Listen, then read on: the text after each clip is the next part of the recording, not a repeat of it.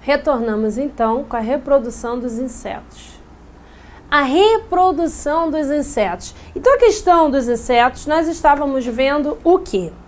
Que eles são artrópodes, têm patas articuladas, eles têm exoesqueleto de quitina e, para identificação, nós vimos que o corpo é dividido em cabeça, tórax, abdômen em 3 partes e que eles têm 3 pares de patas, além das estruturas anatômicas que nós visualizamos.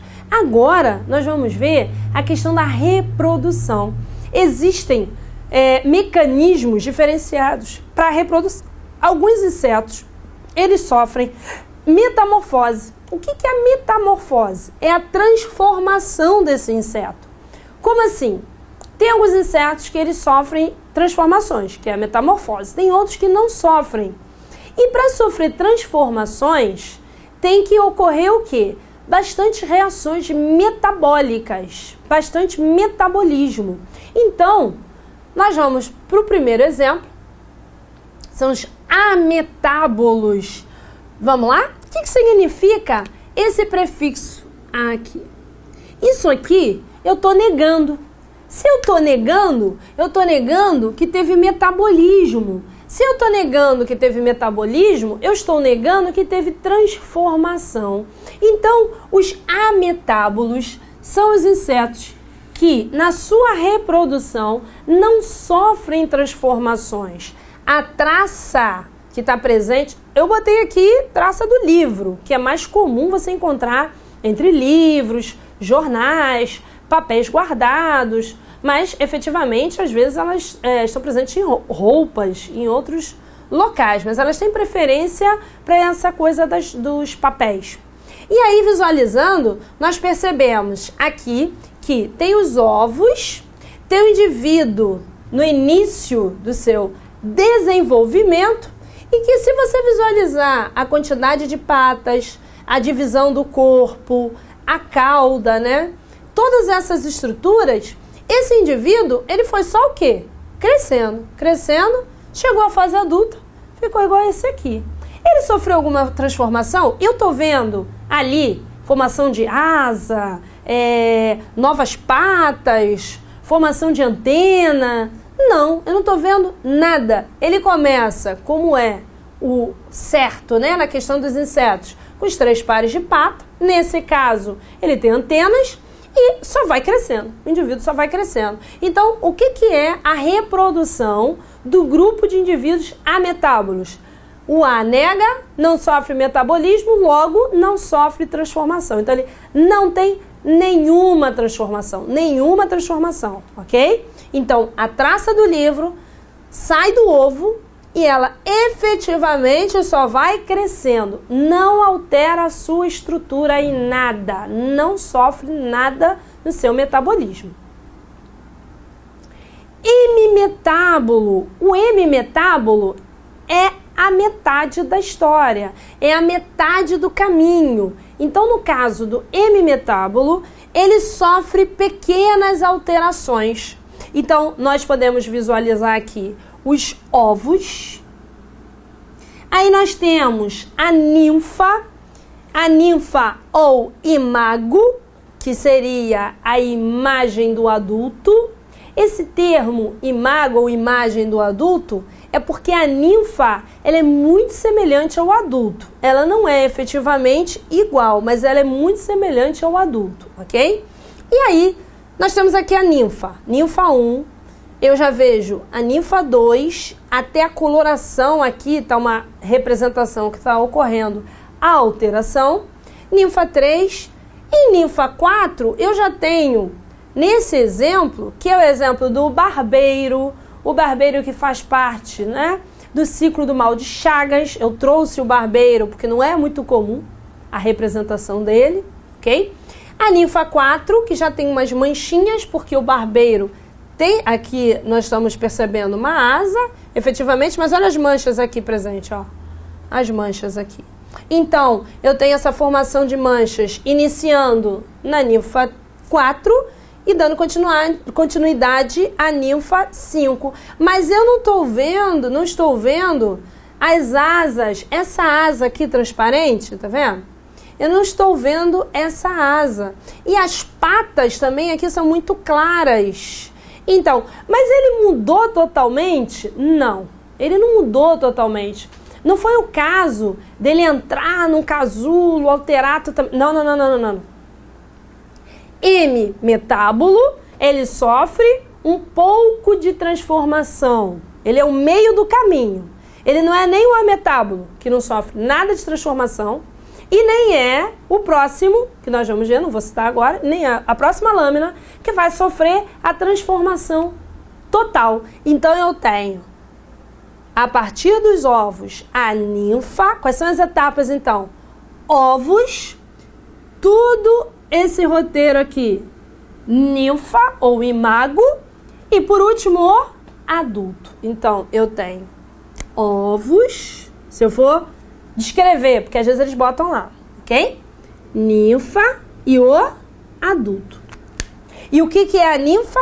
É semelhante ao adulto, por isso ninfa ou imago, imagem do adulto, mas não é igual. Então, a ninfa, ela vai sofrer pequenas transformações. M, metábolo, é o caso de sofrer pequenas transformações. Sofre um pouco no metabolismo. Finalmente, o que vai sofrer a transformação total, que a gente gosta tanto, né? É a borboleta. Eu adoro borboleta. Eu não sei se vocês gostam, mas eu acho muito lindo toda essa transformação. E aí nós temos o quê? O adulto, que tem os sexos separados, ocorre a fecundação, tá? Então, uma borboleta encontra outra, ocorre a fecundação, e aí uma dessas borboletas põe os ovos.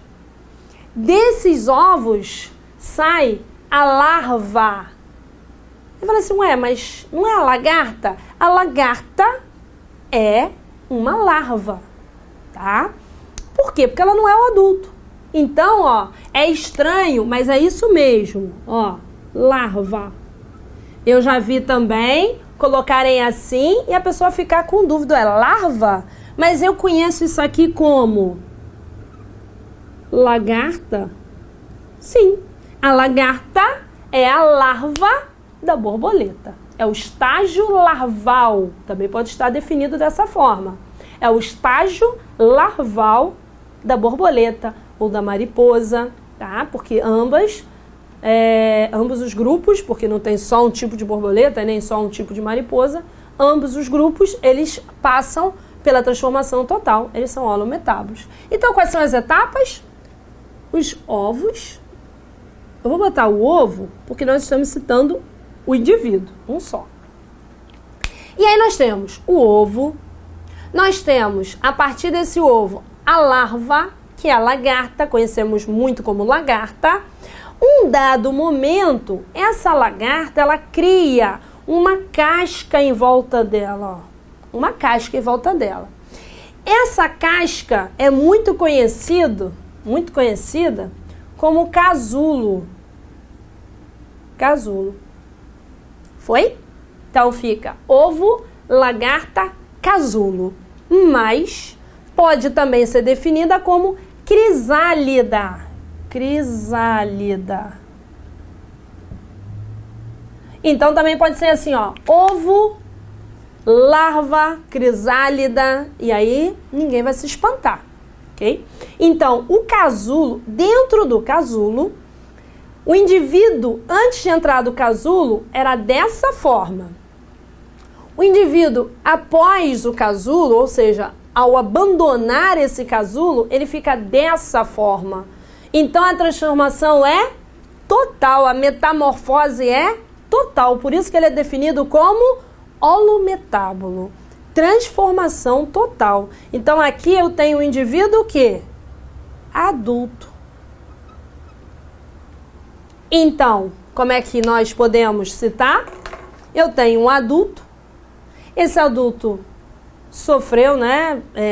Sofreu um termo um pouco assim, parece que sofreu de sofrer mesmo, mas efetivamente realizou, fica o termo mais adequado. O adulto realizou a fecundação, é porque sofreu para essa coisa sofrida.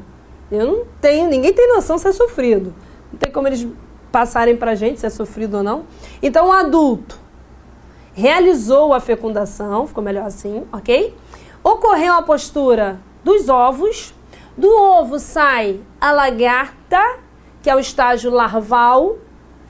Essa larva vai se alimentando por um período. Um dado momento, ela começa a construir o casulo ou crisálida. Ali dentro ela sofre transformações, muitas transformações, que vai liberar o indivíduo até chegar ao estágio adulto. Então, eu tenho aqui a transformação total. É o caso dos holometábulos. E na observação, o ser humano ele é muito interessante, porque ele vai observando e assim que pode, ele se apropria do trabalho dos seres vivos. Eu citei o exemplo do cultivo da pérola. E aí, agora nós vamos ter outro exemplo. Você, na sua residência, ou pode conhecer alguém que tenha uma blusa de seda, uma calça de seda, um casaco de seda, um lenço de seda. E agora nós vamos ver, quem não sabia, como é que isso acontece.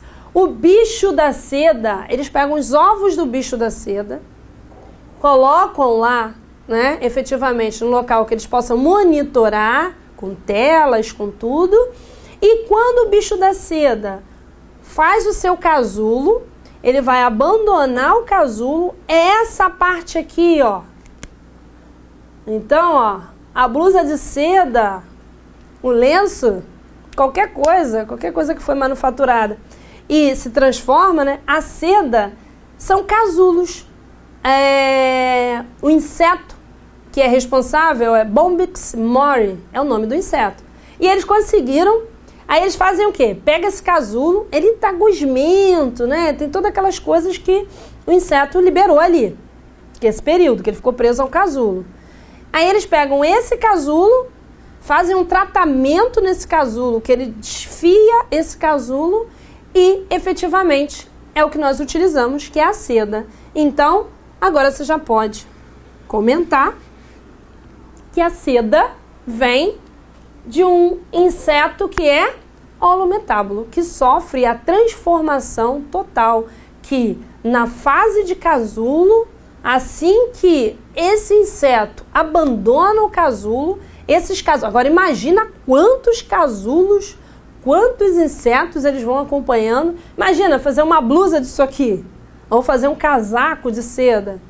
Ah, então agora nós compreendemos por que as coisas de seda são mais caras. Porque eles têm que pegar esse casulo, aliás, vários casulos, para poder fazer uma blusa. Porque até você, efetivamente, trabalhar em cima daqui, tirar o fio e, né, fazer a blusa ou qualquer outro artefato, precisa de muitos. Precisa monitorar muitos, precisa alimentar, precisa colocar na temperatura ideal, tudo isso. Então, é muito complexo, né, para você conseguir o casulo abandonado da seda e daqueles vários casulos retirar essa seda, ok?